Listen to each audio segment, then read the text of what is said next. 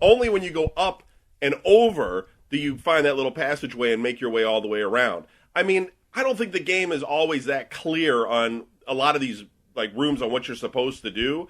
And, I mean, yeah, I could look at a walkthrough, I could cheat and everything. I mean, I had a lot of times where I sat there and scratched my head, which is part of the puzzle. I get it. I mean, I do get it, but I really felt like there was a balance here where I was, like, wondering if I'm playing this game because I'm having fun or I'm playing this game because I'm just trying to get through it, because I felt a lot of frustration as I progressed through the game. I know what you mean, and it's so embarrassing because sometimes I would finish a fight and beat a boss, or I'd go into some building looking for a Riddler clue, and I'm stuck in the steel mill, and it's just like, oh, God, I'm Batman. This is fucking embarrassing. I can't get out of here. You're right about that. Kevin, normally I would make a joke and I would say, well, the reason why you couldn't do that is because you didn't know what the fuck you were doing. But I'm not going to be that. I'm not going to be that mean. I'm not going to make a joke. I'm going to agree with Nick right here and say that you are just impatient. There were about 5 times that I got shot by guys, and I never lost a hostage. Now, Kevin, when a thug has a gun to a hostage's head and says, "You come near me, Batman, I'm gonna take this bitch out." If you come running towards him like, "Ah!" he's gonna yeah, but see, I'm not doing kill that person. But see, that's perfect. Okay, another example of that. He's facing the other way and he's holding the hostage, and I'm up on one of those gargoyles, right? And he's facing the opposite way, and I'm gonna swoop down on him, right? Get him from behind. As I'm swooping down, he turns around, sees me, and shoots the hostage.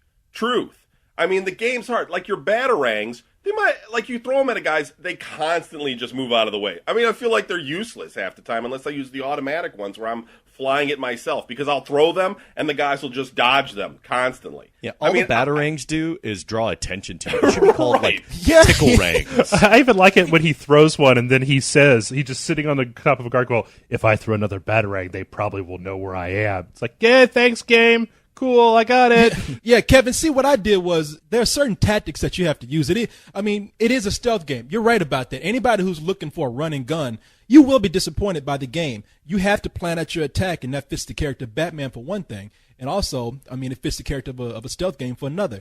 Those cases where you're talking about where all these guys had guns, there are certain things you can do, like you can land, take out one guy with a gliding kick, throw down a smoke pellet, use your grappling hook to pull the gun away from the other guy, and then take them all out in a moment of confusion.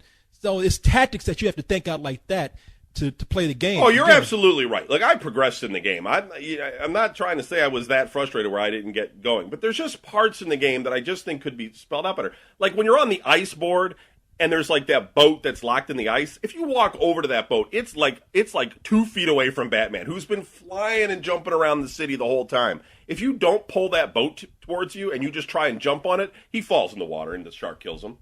I mean, it's like these sorts of things. I'm playing the game and I'm just like, I'm telling you, I was just borderline like, is this really fun? I don't know, because the guy's like yelling at me, and I started thinking in my head, maybe I should just go mow the lawn or something. That's one of the things is that Batman. You talk about Batman's gadgets. This is one of my problems with the game is that you've got all of the gadgets from Arkham Asylum right from the get-go. Once you get your Batsuit, and then it starts adding more, and I'm like, Jesus. Batman's like a bitch with a giant purse. It's like he's gonna have back problems carrying all this shit around. It's true. Even Alfred tells him, like, "Have you ever thought in a bigger belt, sir?" And Batman's like, "Shut the fuck up and help me." Actually, speaking, did you notice that Alfred's a bit of a dick in this game? You know, like there's a bit where he goes, "Alfred, Mr. Freeze has got the cure." "Well, you better go get it, sir." I could just picture him reading the Guardian newspaper like, "Oh, yeah, thanks, you old bastard." Yeah, I didn't think about that, you old son of a bitch.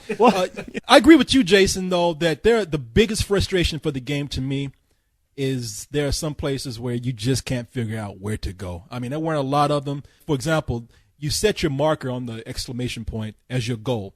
A lot of times it's pretty straightforward. However, if you're in an area where there's a lot of maze-like tunnels, or if you're in a place where there's several feet, then that's hard to figure out. There was even one part where I got stuck on one of the tallest towers in Gotham, or Arkham City, rather.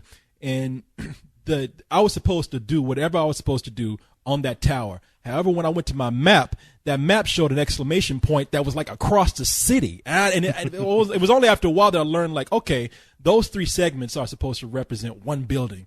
So yeah, there was some points where I could not figure out where the hell I was supposed to go. And I'm like you, man. I'm the greatest detective in the world. I feel stupid not being able to figure this out. Let me just. You're banging on the window, going, "Hey guys, could you come unlock this? If you could come unlock this, it'd be really cool. I promise not to hit you in the face repeatedly." A couple of positive things. Really good voice acting in this game. Really good animation in this game, and a really good story. It makes you want to keep going so you can keep finding these guys and keep progressing in this game. It is frustrating at times, but I found that as I kept going through the game, it is a rewarding experience. I thought that the story was a little bit weaker than Arkham City's or Arkham Asylum's. Just because Arkham Asylum was pretty clear cut. You know, you had a bad guy, you had an objective, you were in this one place, and everything that you were doing was kind of leading to that objective. This game had more of that, like, kind of Grand Theft Auto open world feel where, you know, first I got to go take care of this thing over here and this thing over here, and then, you know, this thing has come up. It just seemed to be a little bit more fragmented. I mean, don't get me wrong, I thought it was compelling enough to get all the way to the end. I just didn't feel like the story was as tightly put together as the one in Arkham Asylum was. It seemed like it was straining against all of the villains that they packed in. Yeah, almost like they needed less fan service and more focus. Yeah, and I think we need to talk about something serious, though, guys. What's that? Littering. What? Because the Riddler just leaves shit everywhere.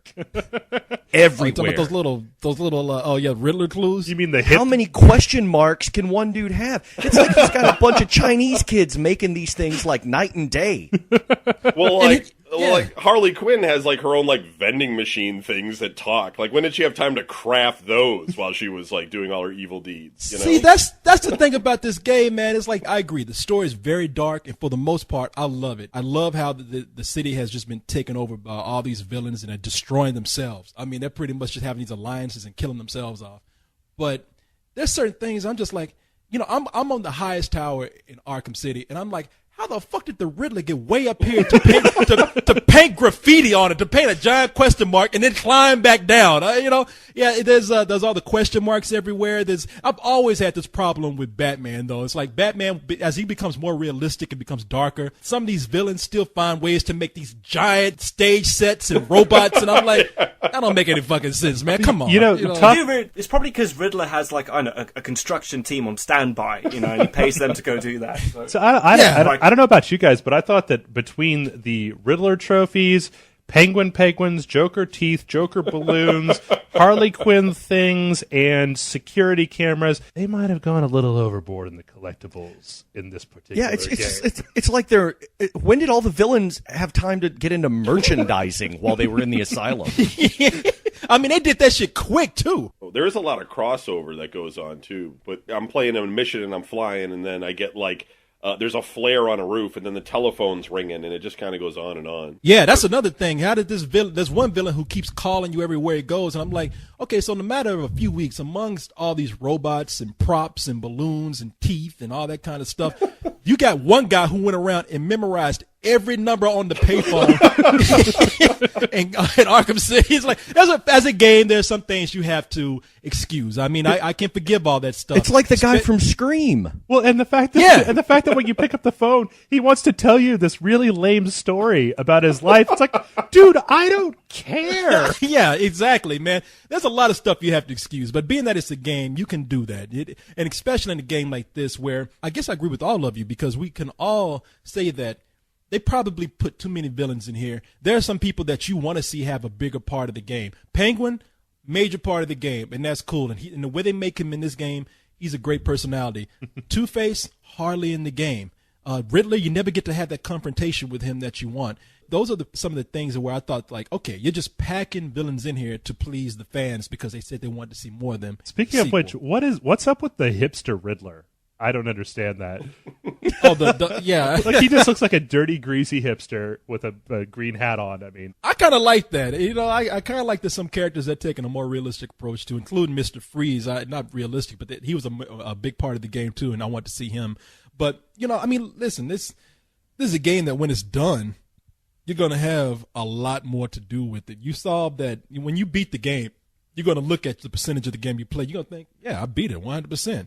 And it's going to say, nah, you beat about 40%. Yeah, now go back, do it again. And there's a lot of stuff that you can do again. Like, in addition to going back and maybe finishing some side missions with the weapons and the upgrades that you have, You can also go back and try to finish off finding the Riddler clues. You can also go back and do a new game plus where you start the game over and you also have your weapons and upgrades. Or you can continue playing the game as a different character. Everybody knows that you can play Catwoman in this, and you can also, I think, play as Robin. I only played Batman in this, so I didn't play those other side characters. But can you play as Robin in this?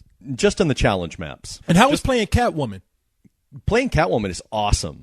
It is different enough to Batman where you can do a lot of the same stuff. She doesn't have nearly the gadgets, but she's got a better ass than Batman, right? Oh, hell yes. Good Lord, she's so hot. I like the fact that when you crouch down with Batman, it's like he gets all military. When you crouch with Catwoman, she gets down on all fours and slinks around. See, that's why I didn't play Catwoman, because I wouldn't beat up anybody. I'd just spend the game like having her walk, because she has that walk where she shifts her ass left to right. I'd be like playing with one hand and just rubbing one off with the other. I would never beat that game, and it wouldn't care either. Well, that's one of the things after you finish, back on the Riddler stuff. Yeah, after you finish, you can sit there and play for eternity, collecting all of the little Riddler hints and rescuing the hostages and everything. But fuck those people. I'm not collecting Pokemon. It's like, I don't care. Well, plus it's not as... Okay, so there's a Riddler question mark in this cage here, and I'm going to spend half an hour figuring out how to get it out? No. The hell with that. I'm going to go look for Hush or something. Yeah. So that was I mean, I guess that was another of the things that in Arkham Asylum, if you were just fairly diligent and you kind of just kept up with it, you could get all the Riddler stuff. It wasn't a really big deal. But here, there's so much of it, and so much of it isn't even just walk up to this thing, now you've got the gadget that can open this door and you can get to it. There's pads on